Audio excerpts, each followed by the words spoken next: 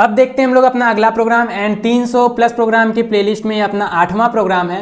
And इसके पहले हम लोगों ने 7 प्रोग्राम को डिस्कस कर लिया है और इस प्रोग्राम में हम लोग कन्वर्ट कर रहे होंगे सेल्सियस को फ़ारेनहाइट में। इट मीन्स यूज़र जो है इनपुट कर रहा होगा टेम्परेचर को सेल्सियस में और हम लोग उसको फ़ारेनहाइट में कन्वर्ट कर रहे होंगे with the help of C programme.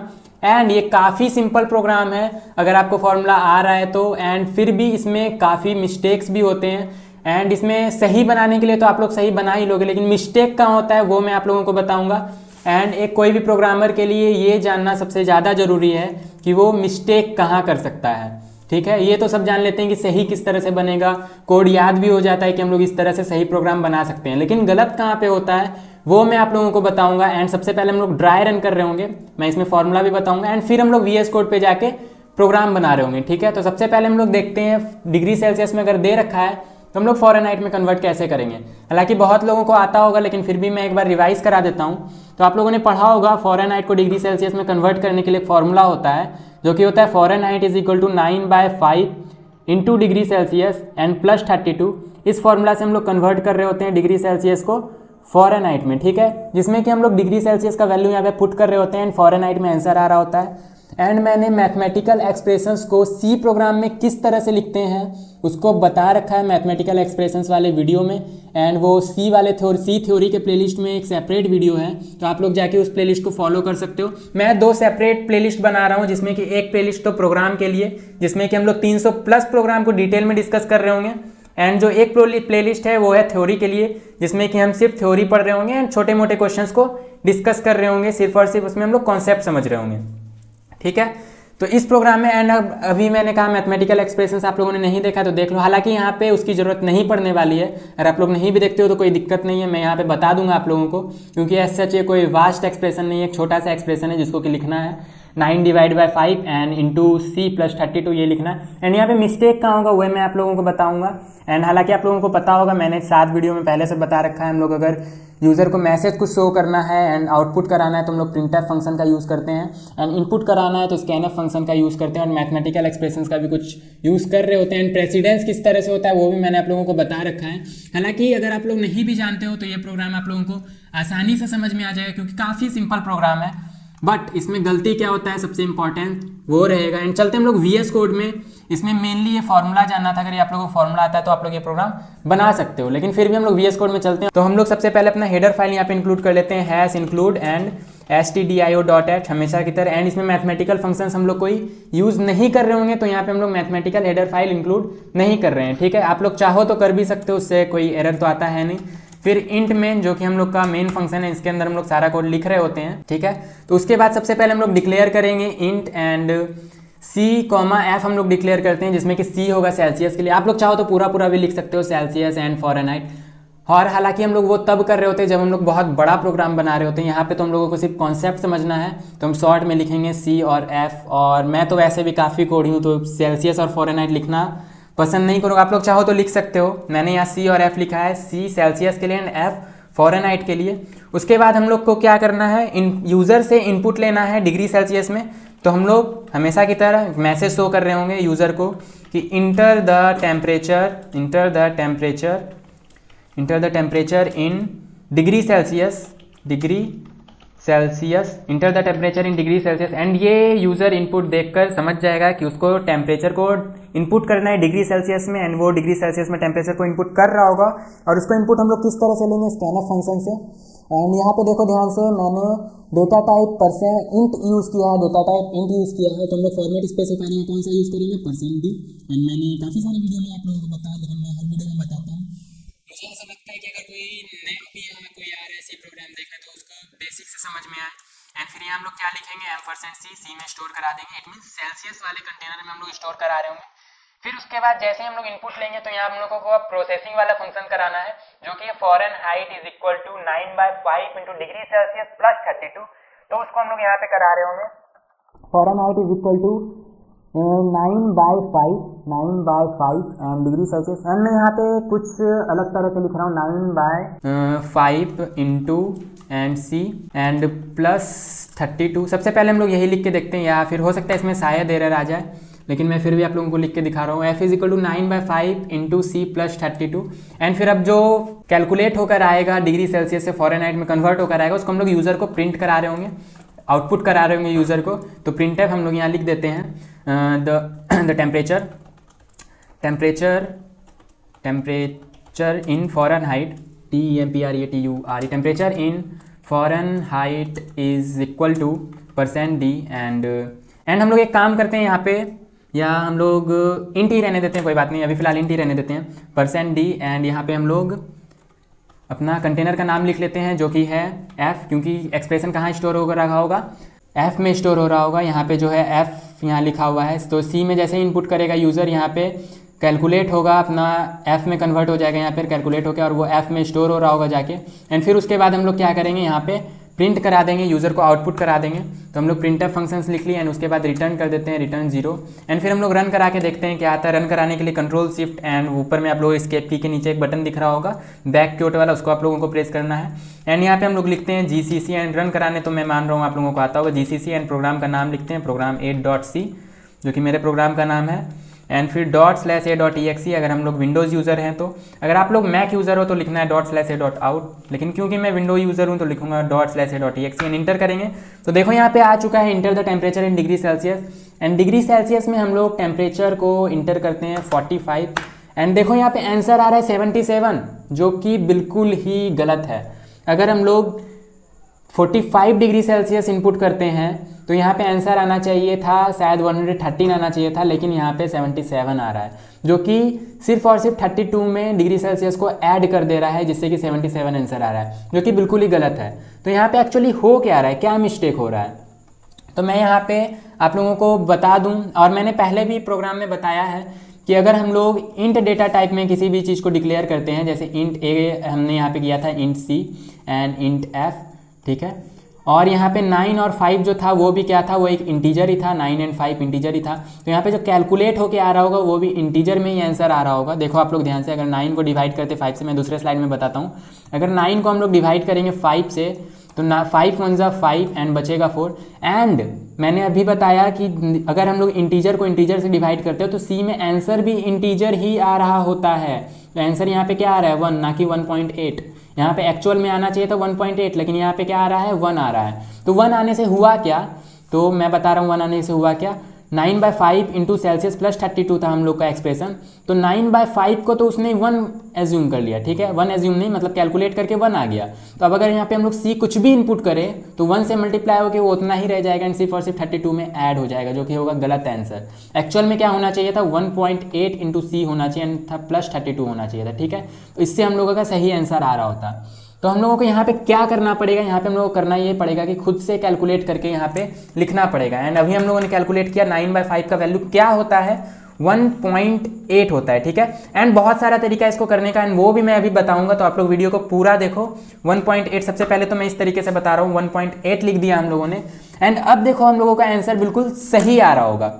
देखो मैं फिर से यहाँ पे रन कराता हूँ एंड मैं अगेन 45 डिग्री सेल्सियस इनपुट करता हूँ। देखो 113, जो कि बिल्कुल सही आंसर है, ठीक है। तो यहाँ पे मिस्टेक क्या हो रहा था वो आप लोगों को पता चला। 9/5 करने से यहाँ पे 1 आ रहा था आउटपुट में, जो कि सी प्रोग्राम हम लोगों को 1 आउटपुट में दे रहा था। क्यों, क्योंकि 9 भी एक इंटीजर है एंड 5 भी एक इंटीजर है। तो जब हम लोग इंटीजर को इंटीजर से डिवाइड कर रहे होते हैं तो आंसर में फ्लोट वैल्यू को नहीं लेता है, इग्नोर कर देता है। डेसिमल के बाद जितने वैल्यू है उसको इग्नोर कर देता है, सिर्फ और सिर्फ इंटीजर वैल्यू ही वो कंसीडर करता है। तो इंटीजर वैल्यू क्या था, 1, एंड 1 को हम सी से मल्टीप्लाई करेंगे तो सिर्फ और सिर्फ उतना ही रहेगा जितना कि हम लोगों ने सी यहाँ पे इनपुट किया है। एंड अगर आप लोग चाहो तो उसका प्रूफ भी मैं यहाँ पे दे सकता हूँ। हम लोग यहाँ पे एक और काम करते हैं। यहाँ पे हम लोग क्या करते हैं, यहाँ पे हम लोग करते हैं एक और, यहाँ पे हम लोग वेरिएबल नहीं डिक्लेयर करते, सीधा प्रिंटफ में हम लोग ये अपना प्रोसेसिंग एक्सप्रेशन भी हम लोग करा लेंगे। %d मैं यहाँ पे लिख देता हूँ, रिटर्न जीरो के पहले ही लिखना था, तो प्रिंटफ हम लोग यहाँ कर लेते हैं, प्रिंटफ एंड %d। मैं बता रहा हूँ वहाँ पे हुआ क्या था, ये मैं बता रहा हूँ, %d। एंड यहाँ पे हम लोग क्या लिखेंगे, यहाँ पे हम लोग लिखेंगे 9/5, ठीक है, 9/5। तो हम लोग देखते हैं आंसर यहाँ पे क्या आ रहा होगा। एक बार फिर से हम लोग रन कराते हैं और देखते हैं आंसर क्या आ रहा होगा। तो एक बार फिर से हम लोग रन कराने के लिए सेम चीज़ करेंगे। एंड यहाँ पे मैं अगेन 45 लिख रहा हूँ, तो आंसर तो देखो यहाँ पे क्या आ रहा है, 130 नहीं आ रहा है। एंड अगेन देखो यहाँ में हम लोगों ने फॉर्मेटिंग अच्छे से नहीं किया तो 131 के बाद 1 भी जो है सेम लाइन में आ गया, उसके लिए हम लोगों को क्या करना पड़ेगा, यहाँ पे \n देना पड़ेगा ताकि ये जो 1 है वो नेक्स्ट लाइन में आ जाए \n। ठीक है, वो हम लोगों का छूट गया था यहाँ पे। तो हम लोग वापस से अपना कोड रन कराते हैं। यहाँ पे अगेन मैं 45 दे रहा हूँ। तो देखो आंसर तो यहाँ पे अभी सही आ रहा है क्योंकि हम लोगों ने ये कोड तो कुछ चेंज किया नहीं है। हम लोगों ने क्या किया, हम लोगों ने 9/5 का जो हम लोग को वैल्यू चाहिए था वो देखना था कि हम लोगों को 9/5 का वैल्यू सी क्या देता है। तो देखो यहाँ पे सी क्या दे रहा है, 1 दे रहा है, ना कि 1.8। 9/5 का एक्चुअल आंसर क्या आना चाहिए था, 1.8 आना चाहिए था डेफिनेटली, लेकिन यहाँ पे देखो क्या आ रहा है 1। तो ये मिस्टेक हो रहा था हम लोगों के ये एक्सप्रेशन में जो कि हम लोग कर रहे थे 9/5 n इंटू सी प्लस 32। ठीक है, और यही हम लोगों को नहीं करना था। एंड इसको सॉल्व करने का, इसका सॉल्यूशन निकालने का एक और तरीका है जिससे कि हम लोगों को ये वैल्यू कैलकुलेट नहीं करना पड़े। ठीक है, अभी तो यहाँ पे 9/5 था तो हम लोगों ने आसानी से कैलकुलेट कर लिया और आंसर निकाल दिया। ठीक है, और हम लोगों ने फॉर्मूला में उसको पुट कर दिया। लेकिन अगर बहुत बड़ा कैलकुलेशन होगा तो क्या हम लोग सॉल्व करेंगे एंड फिर सी को देंगे? नहीं। तो सी क्या करेगा सब, अगर हम ही लोग कर देंगे तो ऐसे तो नहीं होता है। तो यहाँ पे क्या करना होगा, यहाँ पे हम लोगों को कुछ यहाँ पे चेंज करना होगा। जैसे सबसे पहले तो हम लोग यहाँ पे फ्लोट में वेरिएबल को डिक्लेयर कर लेते हैं जो कि इंट में था, ताकि हम फ्लोट वैल्यू को स्टोर करा पाए।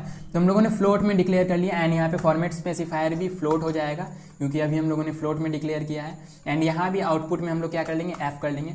एंड फॉर्मेटिंग अच्छी रहे इसके लिए हम लोग यहाँ पे .2f कर लेते हैं। .2f का मतलब मैंने बहुत सारे वीडियोस में बता रखा है। .2f का मतलब क्या होता है। f का मतलब तो आप लोग जान रहे हो, %f अगर लिखते तो इसका मतलब होता कि हम लोग जो आउटपुट करा रहे हैं वो फ्लोट वैल्यू में आउटपुट होगी। एंड यहाँ .2f लिखने का क्या मतलब है, .2f लिखने का मतलब है कि डेसिमल के बाद 2 डिजिट आए, डेसिमल के बाद 2 डिजिट आए। अगर हम लोग .2 नहीं लिखते हैं तो डेसिमल के बाद 6 डिजिट आ जाता है एंड काफ़ी गंदा लगता है देखने में। इतना बड़ा किसको चाहिए, हमें तो 2 डिजिट तक चाहिए होता है। ठीक है, अगर आप लोगों को 6 डिजिट चाहिए तो कोई दिक्कत नहीं है, 2 लिखने की जरूरत नहीं है .2, लेकिन मुझे यहाँ पे अभी 2 डिजिट चाहिए तो मैं यहाँ .2 लिख रहा हूँ। ठीक है, तो हम लोग क्या करने वाले हैं, यहाँ पे फ्लोट में हम लोगों ने डिक्लेयर कर दिया, डेटा टाइप में हम लोगों ने फ्लोट ले लिया एंड यहाँ पे हम लोगों ने % जो यहाँ पे %d था %f में चेंज कर लिया, मतलब फॉर्मेट स्पेसिफायर हम लोगों ने दोनों जगह चेंज कर लिया।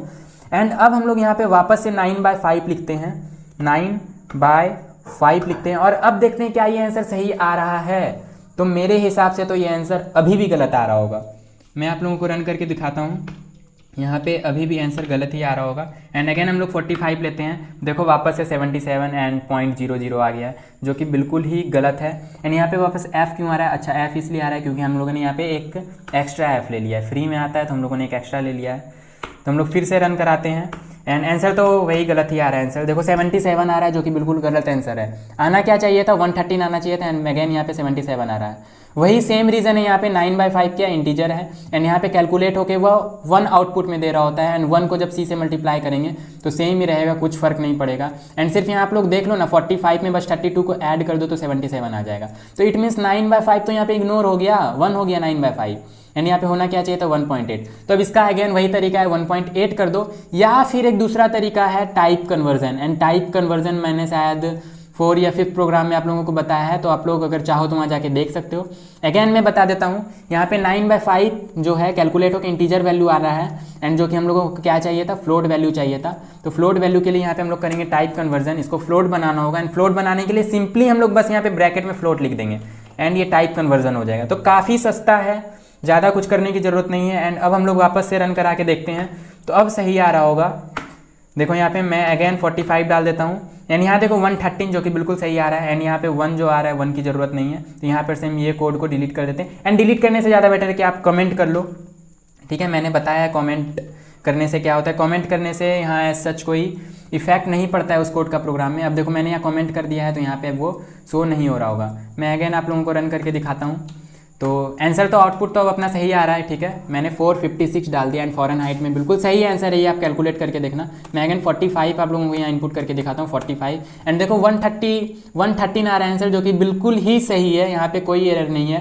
तो आप लोगों को पता चल गया होगा कि एरर कहाँ आता है, किस वजह से आता है। एंड अगर आप लोग यहाँ पे फ्लोट का बिना यूज़ किए अगर एक्सप्रेशन लिख रहे हो ना तो आप ज़िंदगी भर लिखते जाओगे, कभी ये सही आंसर नहीं आएगा एंड आप लोग इसमें कन्फ्यूज रहोगे हमेशा कि आंसर क्यों सही नहीं आ रहा है। ठीक है, हम लोग जो भी एक्सप्रेशंस लिखते हैं ना बस मैथमेटिकल एक्सप्रेशंस को सी में लिखने सीख जाते हैं एंड बार बार लिख रहे होते हैं। एंड ये अभी तो छोटा प्रोग्राम था तो हम लोग चेक कर रहे थे बार बार चला चला के, लेकिन अगर हम लोग बड़ा प्रोग्राम लिख रहे हैं एंड उसमें मान लो एक कैलकुलेटर बना रहे हैं जिसमें फ़ारेनहाइट से सेल्सियस में कन्वर्ट करना है, साइन थीटा कॉस थीटा, बहुत बड़ा प्रोग्राम है जिसमें बहुत सारी चीज़ों का यूज़ कर रहे हैं, तो ये छोटी छोटी चीज़ बहुत बड़ा एरर ला सकती है प्रोग्राम में एंड बाद में आप ढूंढने बैठ जाओगे लेकिन ये मिलेगा नहीं कि एरर गलती कहाँ हो रहा है। तो ये छोटा छोटा बेसिक चीज़ है जो कि ध्यान में रखना होता है एंड इसलिए मैं ये बेसिक प्रोग्राम को आप लोगों को डिटेल में बता रहा हूँ ताकि आप लोगों को एडवांस प्रोग्राम में कोई दिक्कत ना आए।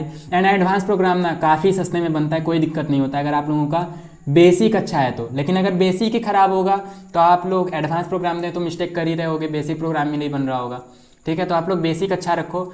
एरर कहाँ आता है वो देखो। ठीक है, सही तो सब लोग लिख देते हैं, हम लोग भी सही लिख लेते हैं, बस 2-3 लाइन का कोड होता है, याद रखना होता है, याद रख के सही लिख देते हैं। लेकिन एरर आ कहाँ रहा होता है? अगर आप लोग एरर सॉल्विंग में एक्सपर्ट हो तो प्रोग्रामिंग में आप लोग बिल्कुल ही एक्सपर्ट हो एंड आप लोगों को सारा कॉन्सेप्ट आ रहा होगा। तो इसलिए मैंने प्रोग्रामिंग का एक अलग प्लेलिस्ट बनाया है एंड यहाँ पे ये प्रोग्राम ओवर होता है। हम लोगों ने सारी चीज़ें डिस्कस कर ली, इंट में भी लेके देख लिया, फ्लोट में भी लेके देख लिया एंड फ्लोट में भी लेने के बाद एरर आ रहा था तो हम लोगों ने टाइप कन्वर्जन कर दिया और ये सही हो गया। एंड टाइप कन्वर्जन अगर नहीं करना है तो 9/5 का वैल्यू को डायरेक्ट कैलकुलेट करके 1.8 वहाँ हम लोग डाल सकते हैं। ठीक है, तो आप लोग प्लेलिस्ट को फॉलो करो एंड यहाँ पे 2 प्लेलिस्ट है मैंने बताया। एक प्रोग्राम के लिए प्लेलिस्ट है जिसमें कि हम लोग 300+ प्रोग्राम डिस्कस कर रहे होंगे एंड एक प्लेलिस्ट है थ्योरी के लिए जिसमें कि आप लोग को नोट्स मिल जाएंगे। नोट्स तो आप लोगों को इसमें भी मिलेंगे, ये जो कोड हम लोग लिख रहे हैं वो कोड एज ए नोट्स आप लोगों को मिल जाएंगे, तो आप लोगों को यहाँ से छापने की ज़रूरत नहीं है। और जो थ्योरी वाला प्लेलिस्ट है उसमें तो आप लोगों को डिटेल नोट्स लिखेंगे, मतलब नोट्स टेक्स्ट नोट्स के साथ आप लोगों को मिलेंगे जो कि आप लोग यूनिवर्सिटी अगर एग्जाम की तैयारी कर रहे हो तो भी लिख सकते हो एंड अगर आप लोग मैं प्लेसमेंट की तैयारी कर रहे हो तो भी बेस्ट है आप लोगों के लिए। बस आप लोग पूरा तरह से इसको फॉलो करो, अच्छे से फॉलो करो एंड मिलते हैं हम लोग नेक्स्ट प्रोग्राम में। एंड नेक्स्ट प्रोग्राम काफ़ी ज़्यादा इंपॉर्टेंट होगा क्योंकि हम लोग उसमें डिजिट को तोड़ने फोड़ने सीख रहे होंगे। ठीक है, मतलब अगर हम लोग 4-5 डिजिट का एक नंबर लें 1 2 3 4 5 या 4220, 5440 या 420 जो भी आप हो, अगर वो हम लोग ले लें नंबर तो उसके डिजिट को किस तरह से तोड़ना है वो हम लोग नेक्स्ट प्रोग्राम में सीख रहे होंगे।